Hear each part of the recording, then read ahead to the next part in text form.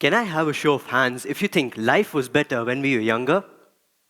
Okay, that's a lot of hands. Have you ever wondered what happened to the joy of life? The unshakable spirit we had as children, when even the smallest of things could fill our hearts with pure joy. When I was young, say in third or fourth grade, I would come back home from school and I would switch on my laptop, I would play a game or two, and then later on in the evening, I would go out to play with my friends. And then I would come back home drenched in sweat, yet filled with energy. Later on in the evening, I would watch TV with my brother or did my homework, part I hated the most. If you could have related to some parts of my childhood, then it might have brought you something called nostalgia. And nostalgia is a sentimentality for the past. Notice how all of these things relate to the past, meaning nostalgia can only hit you if you have lived in that very moment. But what if you haven't? If you were to notice and recall your childhood memories, you will remember that you were always 100% present in those moments. Never did you think of any embarrassing moment, such as you might have fallen in a huge crowd and everyone was glaring at you. Nor did you think of how to score the best for your ABCD test next Monday. We always lived in the moment. So I ask again, what happened to the joy? Where did it all vanish? It did not. What really happened is our perception about joy evolved. Juggling through the struggles of our life and running in the rat race made us feel like somewhere we are chasing happiness. And somewhere in the end, we will reach a place called joy. Little did we know that it is just a temple run saga which never really seems to come to an end. Studies have also shown that in the happiness graph, there is a U bend, meaning as we get older, our happiness graph dips and peaks back during old age. And here is the World Happiness Report, which also seems to have a U bend. Statisticians were looking through vast amount of data and they were trying to find the answer to one question. What makes people happy? They seem to have four factors: age, personality, external circumstances, and gender. After thorough research on all of these topics, they found out the answer is no. You have proper balance in all of these factors, yet the U-bend exists. This led the statisticians to think that the happiness might not be dependent on external factors, rather on internal changes. We can change this graph, but let me tell you, in my small journey of 17.9 years, I have come to learn that happiness is a choice. It is a choice we make if you want to be happy, if you want to be sad. It is not that we choose to be unhappy or unsatisfied. What we really do is we say that we are chasing happiness, or we think that we're chasing happiness. And the word chase literally means to pursue something or someone.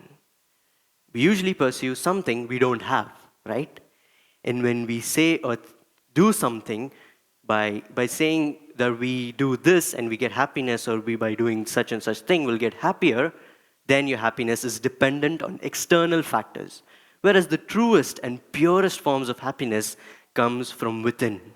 It comes from living in the moment. And that reminds me of a quote from Kung Fu Panda by Master Oogway. Yesterday is history, tomorrow is a mystery, but today is a gift. That is why it's called the present.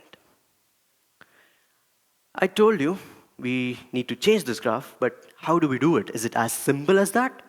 Well, not really, since we have adapted ourselves to do everything else other than living in the moment. And noticing all of these things, I was like, yaar, maza nahi aa raha. And then I embarked on a journey to find out how to be happy by living in the moment and how to do things the right way. I found quite a few ways, out of which I will be sharing Mac. No, it's not a MacBook, but it is an acronym I made. MAC, Mac. M stands for mindfulness. Now, when I tell mindfulness, the first thing you all might think is yoga, meditation, deep breathing exercises. While you're not wrong, that is sort of like the monk way to do it. A much simpler way could be as simple as enjoying a cup of tea, enjoying the meal of your day, and having a conversation with yourself. That brings me to my second point, which is attentiveness to yourself. In the hustle bustle of life, we usually tend to forget the most important person, which is ourselves.